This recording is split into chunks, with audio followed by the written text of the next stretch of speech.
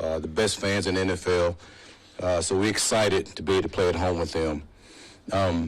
During the bye week, we did a lot of self-scout to see exactly what we can improve on, which was good to look at, to be able to step back from afar and say, this is some things that we need to work on. These are some things that we're doing really well at. And we're excited about some of the things that we're going to have going into this game. Quality opponent. I mean, obviously the quarterback, man, he has taken this league by storm by some of the things he can do, the way he operates, his calm demeanor, his accuracy, his ability to exactly know where the matchup's at and get the ball to that player. And then they have a receiver who I think is one of the top receivers in this league. He is highly, highly competitive, played against this player before. So we have to do a good job on him. We have to do a good job in general because this offense gives you a lot of eye candy to make sure that you're not on your P's and Q's, and then they just run simple concepts, which offensively you like because it's really easy for your players. So looking forward to the challenge. It'll be a good game. Now guys be ready to play. Any questions? Lose your voice from all those Zoom calls this weekend? No, they had nothing to do with it. It's just, I guess, just what happens at this time of year when it gets cold outside. Detroit did that.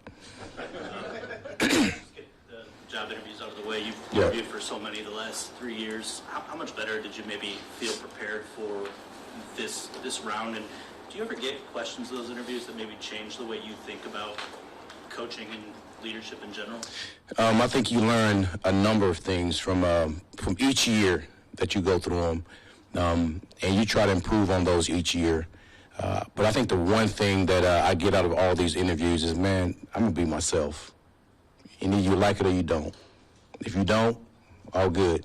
I keep telling you that I have a great job here.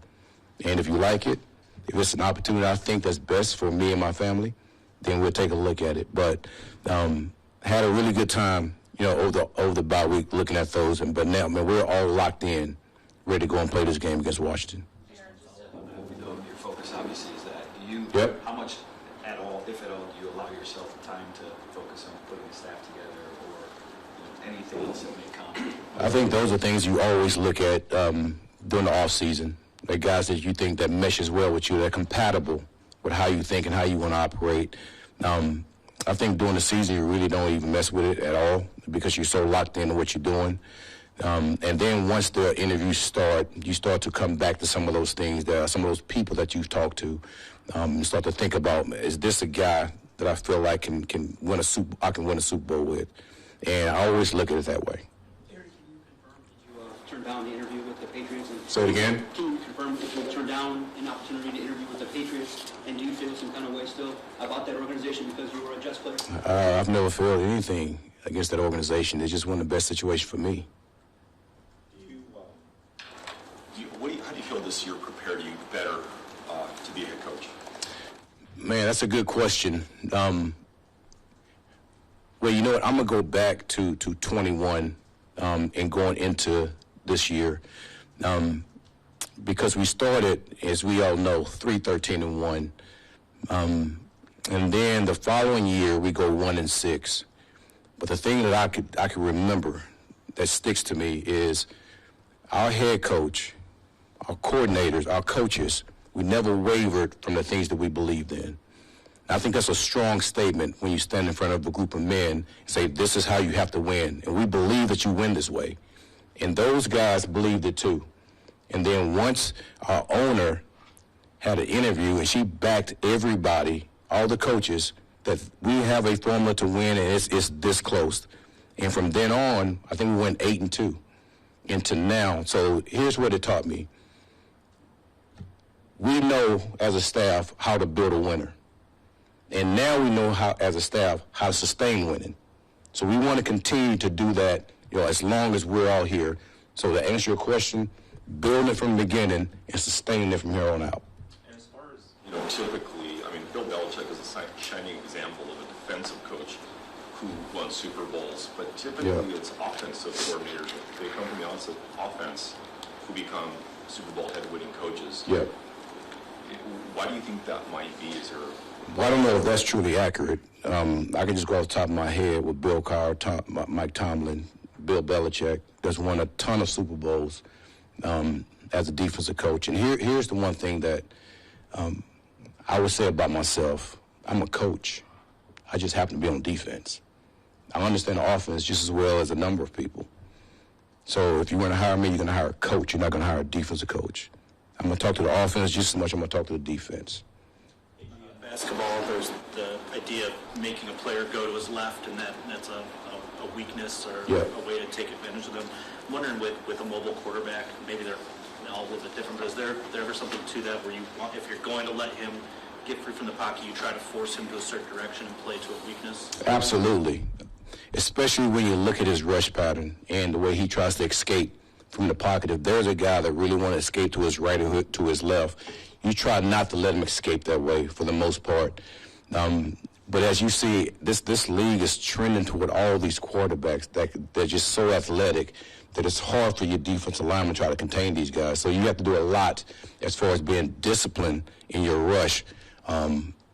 Obviously sending more people at him so you can make sure you close up as many lanes as you can.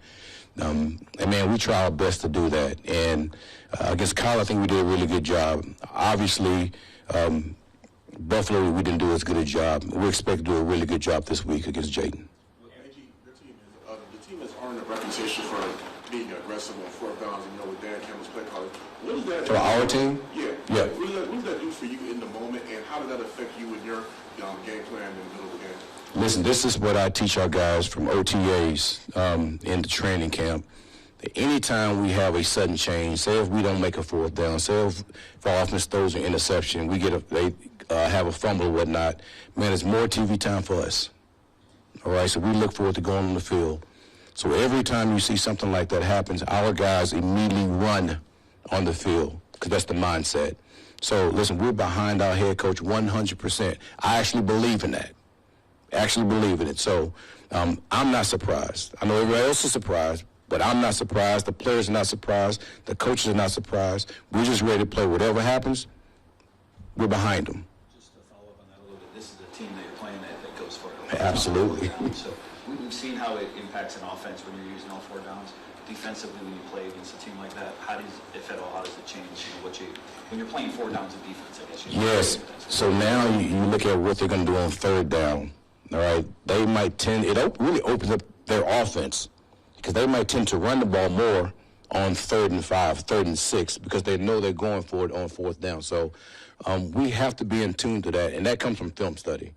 So we've done a good job of understanding who this head coach is, how they try to operate, to try to make sure we prepare for all those things. When you talk about Jaden Daniels being a rookie quarterback, how impressed are you in terms of his mental game? Are there things that he does that you don't see often from rookie quarterbacks? And how do you? Absolutely. His demeanor and how calm he is, I mean, it pops out like all over the TV copy when you watch the TV copy. And another thing that pops out is he's having fun playing this game, which we all should. But you could tell that he's having fun, and there's no better way to play this game when you're in a situation where you're having fun. I mean, obviously winning has a lot to do with that, but his ability to go make plays, even when he doesn't make plays, right? He's having fun playing the game. And I think that's one of the reasons why he's so successful. He's not taking this for more than what it is. He understands what his skill set is, and he's utilizing everybody on that offense to make him better. It's almost like he's trying to be a point guard. He's just delivering and leading. Go with Jeff and then Larry. Alex came back last week, and what did he bring to you guys, and how did you feel he played after the rust? Listen, he's our captain. Anytime your captain's gone, you lose a little something. And obviously when he comes back, you gain something. He understands me to a T. He understands how I'm going to call the game. He studies the game plan just as well as anybody. And if something goes down with my mic, he knows exactly what AG is going to call. He does a good job with that. And we have so much conversation on, like, how do I see it, that he understands how I'm going to call the game. The job Rob Bowman did with bringing in different guys when you guys had all those injuries. Yeah. How critical was that to get to this point? I think everybody will attest to the first thing I would always say is how good our personnel department has done a good job. of bringing guys in that fit us, not just bring guys in, but guys that fit us. Because at some point, when you start to bring so many guys in and they have to play the following week, it's not about the playbook, it's the play style. And these guys fit our style. So I'm going to always praise those men. They do a really good job, and women that's over there. They do a really good job of getting us the type of players we need. Terry McLaurin, what makes him so good, he's been so consistent in his career, but this year his touchdown production has gone off the, out of... Well, Jaden Daniels had a lot to do with that. But he's highly, highly competitive. He does a really good job on 50-50 balls, which you wouldn't think that he would because of his stature, but he does a really good job of that. He's always been a good player. We're going to get this player several times. But that's the one thing that really stands out is his competitive nature. He kind of reminds me how Saint goes about, because he will block. He'll go across the middle. He'll take hits. He'll get back up, get back to the huddle. So he's a gamer.